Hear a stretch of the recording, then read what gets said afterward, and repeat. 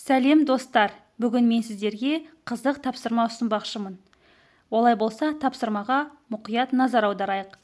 Фастфуд сататын кафеге 4 клиент келді. Оның біріншісі 3 бургер сатып алып, 3000 теңге төледі.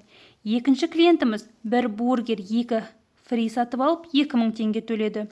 Үшінші клиент 2 кола 1 фриге 1100 теңге төледі. 1 бургер 1 фри 1 кола сатып алған клиент қанша теңге төледі? Видеоны паузаға қойып, әуелі есептің шешімін өздеріңіз шығарып, комментарийға жауабын қалдыра кетіңіздер. Содан кейін есептің шешімін бірге білетін боламыз. Олай болса, есептің шешіміне назар аударайық. Бірінші тұтынушымыз, яғни бірінші клиент бізде 3 бургер сатып алып 3000 теңге төлеген болатын.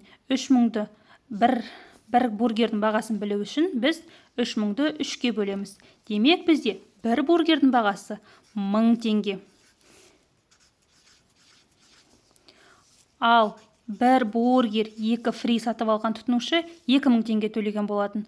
Ол үшін біз әуелі бургердің бағасын жазып алайық. Бізде бургер 1000 теңге, Енді 2 фридің бағасы қанша теңге? Ол үшін 2000-нан 1000-ды азайтып тастаймыз, бізде 1000 теңге қалады. Ал енді 1 фридің құнын білу үшін 1000-ды 2-ге бөлеміз, сонда бізде 500 шығады.